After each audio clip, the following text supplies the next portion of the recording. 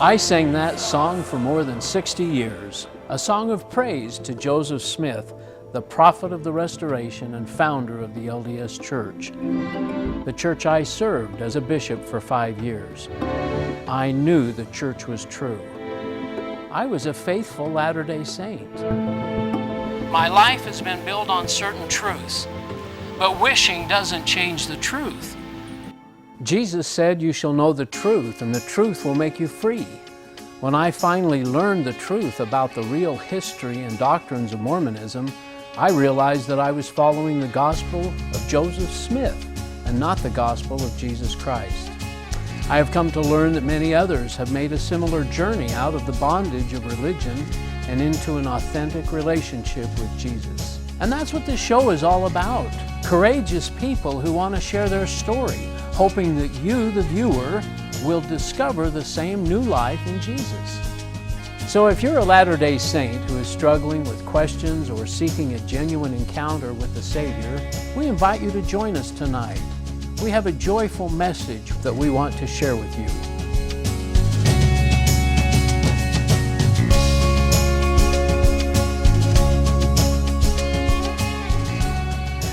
Welcome to another episode of the Ex-Mormon Files. Appreciate you spending some time with us. I'm your host, Bishop Earl, and I'm pleased today to welcome Kathleen Melonakos. Is that right? Melonakos. That must be Greek, is it? It is. Is it? My Beautiful husband name. is Greek. I'm English and Swedish. What was your maiden name? Kimball, That's right. You were actually, tell us. a direct descendant of the Heber C. Kimball, who helped to found the church. Yep, direct descendant. Were you born in this area, or where were you? I was actually born in Hollywood, California. You were? My Wow. father had grown. My grandfather had grown up in Huntsville, Utah, Oh, yeah. and he Pretty area. and my grandmother had moved down to Los Angeles in the urbanization process in the 30s, 40s, and A lot of growth down there at that time. so that's why I was born there. But my father had been born in Bountiful, Utah, and so there's a lot of roots on my father's side of the family in Utah. Good active. And now with my mother's too. Yeah, good active family, I guess. Your folks married in the temple, and Well, my mother was very active, very zealous, and very believing, and my father had been part of the Kimball family who had descended from the branch of the family that practiced polygamy. So he had come out of the fundamentalism, and he had been part of AUB and Kingston, and I don't know what all, because growing up we didn't know a lot about it. yeah, He had left the fundamentalist group when he got a football scholarship to BYU and married my mother, who was mainstream. So Wow. when he became, he married my mom and didn't really stay active in church. He left yeah. the fundamentalists, but he only was periodically active in the mainstream Mormon church. But Mom raised you, I guess, you and your siblings as good active members of the church. We were very active. Everyone on her family side was very active, and we went to church 3-4 times a week. We went to twice on Sunday, Sunday school and sacrament, and we went during the week. Mutual Oh, that's right. And Primary and, was in the middle of the week. And, road yeah. shows and baseball games. It was our whole life, It right? was our And- whole life, yeah. And I mean, growing up in California, the Mormon kids in junior high and high school would hang out with each other. So we went to Mormon dances with those kids, and those were our friends. It was kind of like that in our high school. And so you took seminary and... Went to seminary through high school and went to BYU. It was always expected that I was going to go to BYU, and it was going to be so wonderful because then all your friends, it'd be a Mormon environment. And Did you ever have any questions about the church? I mean, growing up, yeah. yes, I did. Did you? Well, I wanted to know if the church was true. So from age 11 to age 20, I really, really prayed and asked, for a burning of the bosom experience that they said that you Is would that get. kind of what you were expecting? Yeah, they said you will know that the church is true. And I never got that experience. I never knew that it was, but I wanted to, and it troubled me a lot. Yeah. Did you ever talk to anybody about it? Or? Yeah, I mean, I would do the fast Sunday. I did scriptures. I always kept the rule. I didn't go outside my parents. You know, I thought if I was good enough, then I would get the answer. Yeah. But and also I had a special needs sister who it always questioned. You know, I always wondered. She older? She older or younger? She was 2 years older than me. Okay. But there was no way that she could do all the things that you need to do to reach the celestial kingdom. She just didn't have the ability. And so I wondered, well, now what's up with that? So, that was always a question in my mind. Did you think God's grace was going to cover her, or what did you think? No, because... You just figured she was not going to... No, you had to do all the rules, didn't you? You had to follow all the formula. I mean, you had to do the rules, That's what they teach, but... I think maybe some consideration for those that are, less, I don't know what her special needs are, but anyway. It was always a question. I didn't know the answer. Yeah. So did you talk to your mom about it, or any religious leaders? Did you ever go to the bishop? Or? I guess I was too young to, I just kind of put it on the shelf, as they say. Okay. But you went to BYU. Now there you take religion classes. Are they controversial ever, or at least when you went, did you ever talk about anything controversial? No, and I actually took a church history class from Leonard Arrington. Wow, yeah. But honestly, I was having some health issues at that time where I was sleepy during the day. Oh, I used to go to kind sleep. of missed out on some of that stuff. Right, he'd talk on and on. I fell asleep during those. But I studied church history very carefully later. Yeah. For myself. Yeah. Well, you end up getting married? Yes, I went to BYU my freshman year on campus, but then I got accepted to the nursing program, so I spent 2 years in Salt Lake City at the LDS hospital training as a nurse. And that was one time that I felt that God really did speak to me, because I was on my knees and praying, and I got an answer that I would go and meet my husband that summer. Oh, and here in Salt Lake? Or? Yeah. I was in Salt Lake, and I went down to Provo campus for the summer. Okay. And the very first day, I met my husband, Brian. Who we'll meet next week. But that was partly what began my real questioning, because I didn't get an answer, like some people did, that he was that this is the right person, and the thing about marriage in the Mormon Church is that you are married for time and all eternity. Yeah, it's an important decision. It's the most important decision you ever make in your whole life, because if your spouse blows it, then there's no hope for you as a woman. Yeah, that's right. And I had seen that happen to my parents, because my father had blown his covenants, then my mother had no chance, and she became disillusioned. Oh, and you didn't want that to happen. Right, and so I'm thinking, well, what if my fiance, what happens then? And it was this huge, huge decision, and, going to go to the temple and take out your endowments, that means for time and all eternity. And even though I love my husband dearly, I just was afraid. And then I went into the temple, and I just had a terrible feeling. What did you think of the temple? Well, for one thing, no one ever tells you what's going to happen there. Yeah, it's all so you're not prepared. Sacred or something. Yeah. Right, and so you have no idea. And I just felt it was very strange, and I just wanted out of there. I just did not get a good feeling. I got the opposite of what you're supposed to get. And that's conflicting, isn't it? Because it's such a buildup. I mean, we drive by temples, and as Mormons, we drive by them, and your parents are saying, "Well, you'll get married in the temple someday, and you get to go to the temple." And I mean, it's something we look forward to. Yeah, it's supposed to be the ultimate. I mean, well, and you're everything is so much judged by feelings. Yeah. you're supposed to feel great about it. Again, the burning in the bosom that you weren't getting. Right, exactly. So that was very confusing and very disturbing. We ended up getting married in the temple after all. The Salt Lake Temple? Right, was it? but I didn't go after that. It didn't feel... I mean, yeah, but that was part of something. Now, at that point, you didn't know, did you know Masonry was involved in the temple no, ceremony? No, but you did this, they did the Yeah. suffer your life to be taken. Yeah. All the promises and oaths, they've taken those out now, I guess. But they were there before 1990.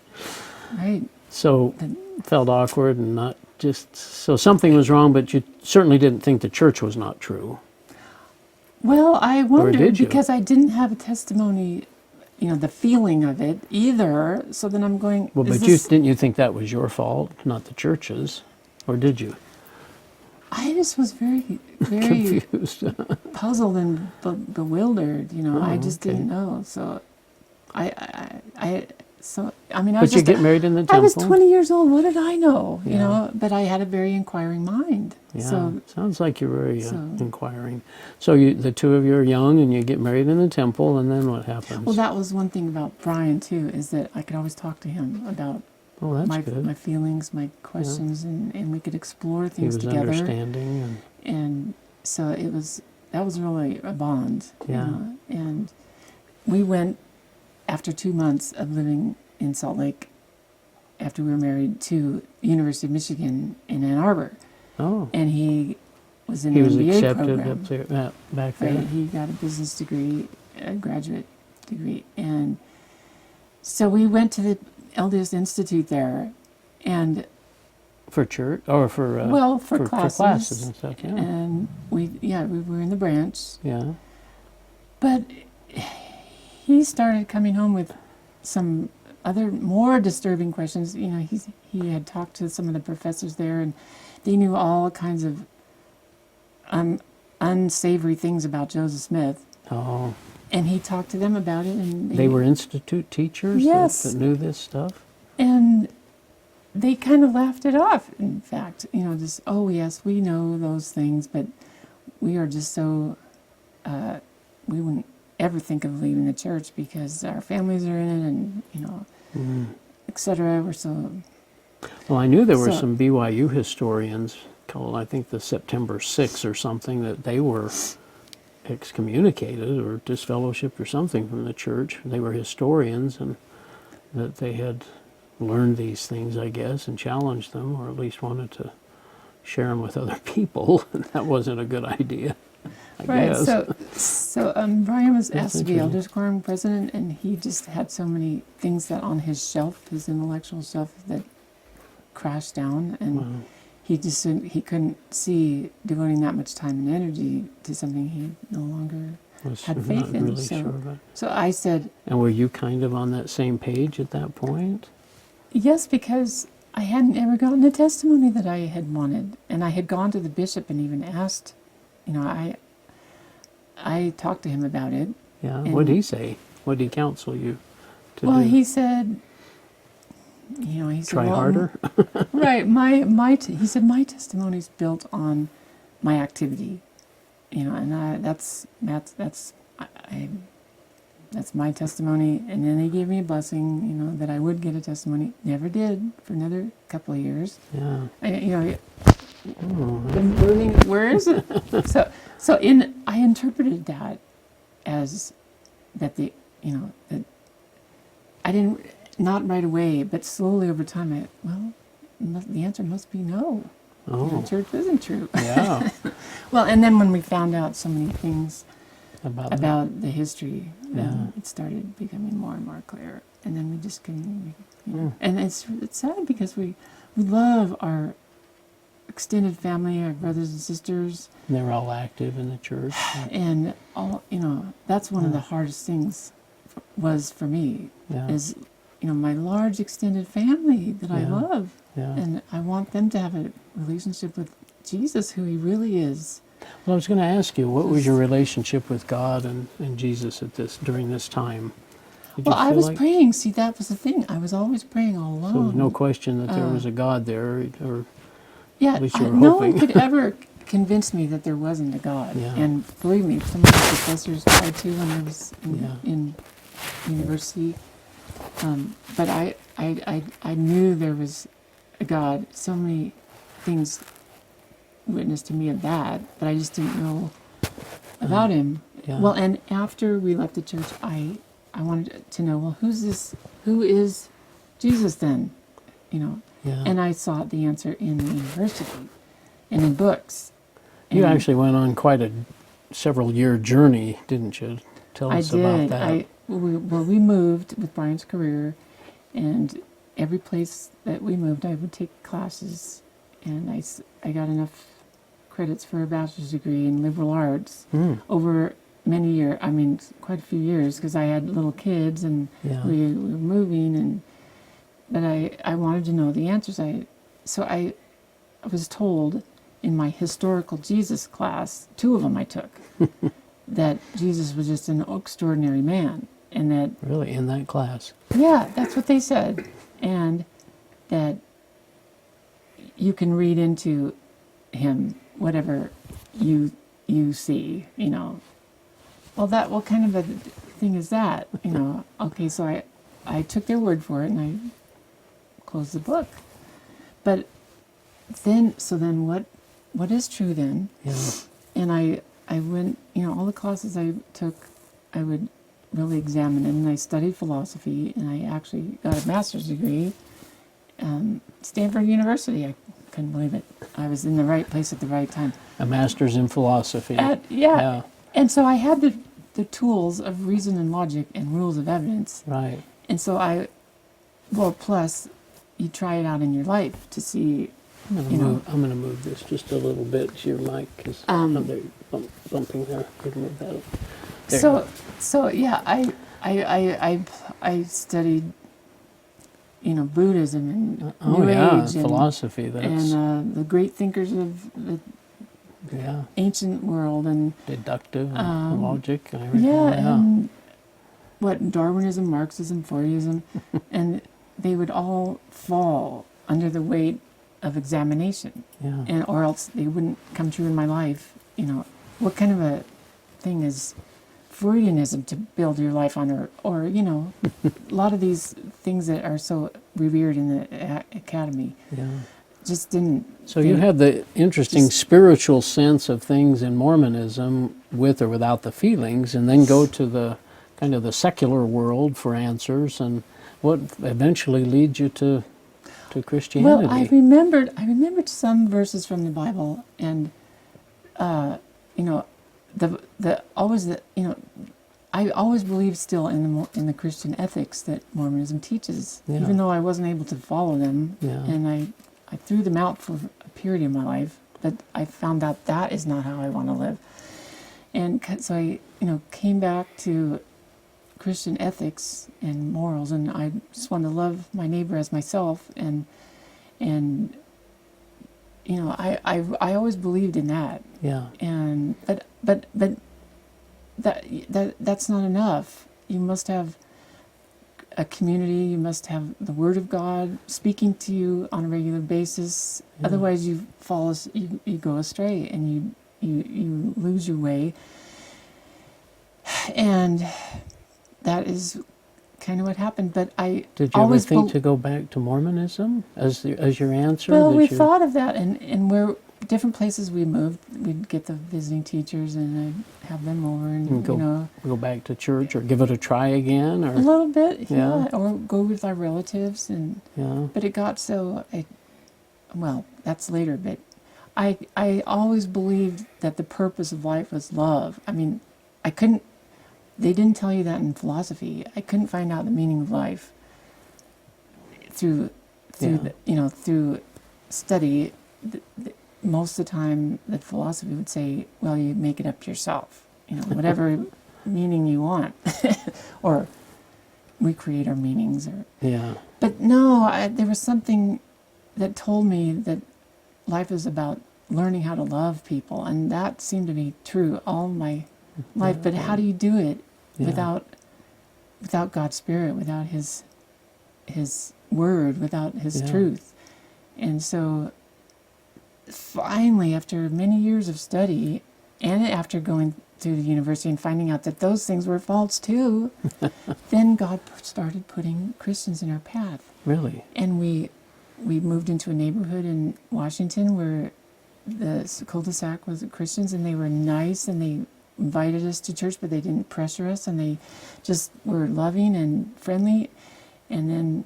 Did you go to a church, a Christian church then? We actually did. What did you think of that the first time you went? Well, it was very strange at first, because you're just not used to it.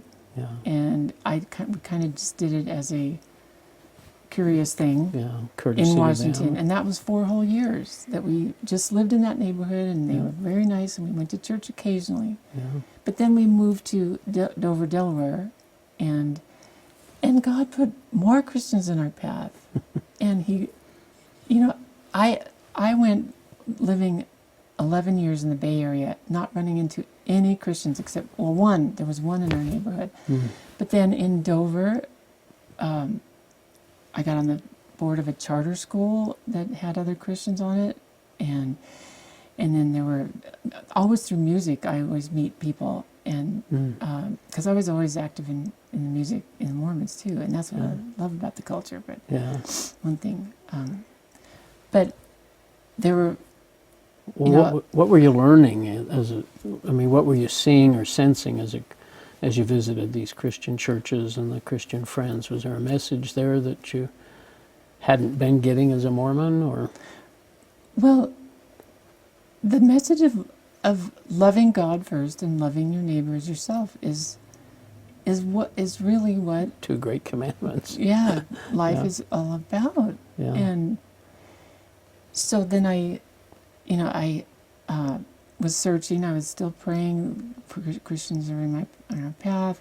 I was looking for a school for my daughter, and I learned about homeschooling through the internet. Now the internet was available, and I said, "Wow, that's a neat idea." And so we joined the homeschool group, and then the year 2000, I was reading in National Review magazine. William Buckley said that the best book of the whole millennium, or of the last 100 years, was Mere Christianity by C.S. Lewis. I said, well, if it's the best book of the century, I better read it. Yeah. So, and it's not a very big book, is it? No, but it changed my life. Did it? Because I understood what Christianity was for the first time. Yeah. It's not what the Mormons say. It's not what the secular humanists say. It's not. And so I learned, I learned intellectually what it was. And then we got invited to a Christmas program by our friends in Dover, Delaware. Yeah. And I heard the music, and I heard the gospel for the first time, as it really was, and being there with the other believers, and it just melted my heart. So then I had both the truth of the knowledge and the heart melting, and that was what started feeling like this was. And just the grace that God has, and how much He loves us, and how He's not a a demanding rule taskmaster where you must perform to your utmost, to be loved. No, He's our Father. He's who loves us unconditionally, and He wants us to follow Him and obey Him out of love. Wonderful message, isn't it? Yeah. And so that's what it was after, it was a process. It was still very odd to be going to a Christian church, and I had to get used to it. But when the pastor said, turn your life over to Jesus, I said, I'm there. I'm there with the great King who loves us. So. And did you ever have that? You never had that sense of who Jesus is in Mormonism, did you? Or no, I didn't. No, because in Mormonism, he's a spirit child of God the Father, who was once a man, who evolved to be a God. In fact, he had to, I think you may have mentioned it, had to die on the cross Yeah, I to, never understood why he had to die die on on a a cross. cross so that he could become a god or something. Yeah, and my So husband he used had to to wonder. progress. Right, my husband would wonder, well, now do I have to die on a cross to become a god? I mean, How I does guess that work? so, but if you don't understand original sin, if you don't understand why man has fallen, and he's utterly fallen, and you look around at the world today, and you can't help but notice that. I mean, especially when you read the Bible and know Yeah. what goodness really is. I was going to ask you about the Bible as a Mormon. Was the Bible important to you as a Mormon, and how is it now? It was classed in with the other standard works. Yeah. And we memorized certain verses from it, selected verses, and then you just kind of discount the rest. Like the verse that says, "There is no marriage in heaven. We will be like the angels." Jesus said that himself. There is no marriage in heaven. We will be like the angels. How do we skip over that? I don't know. Yeah, he couldn't be more clear. So what? That's just discounted. That's just dismissed. Yeah. But I still remember the kernels of truth. The scriptures that we did learn. Yeah. And I'm really grateful for that. Yeah. That I did learn some of the scriptures growing up. But it wasn't. It's not the same gospel. It's a different gospel. What do you think the Christians or Mormons most misunderstand about Christians? Well, they think that they have partial truth. They don't see it as two opposing gospels. The full gospel. They just think that they don't have the full revelation of the restored church. Yeah. But they don't realize that it's a completely different gospel, and Joseph Smith didn't restore what was in the Old Testament or the New Testament. Right. He made up his own version of what he wanted to have. Isn't that funny?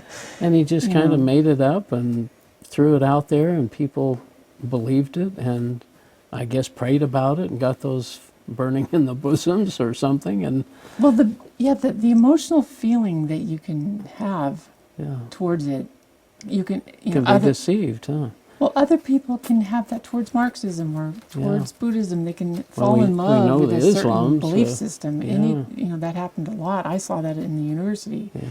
Yeah. You fall in love with. We're almost out of time whatever. here. Kathleen, thanks so much for sharing. I can't wait to meet your husband and have him share his story, and we appreciate you taking your time to share, and we hope you will watch us again on the Ex-Mormon Files. Great. Okay.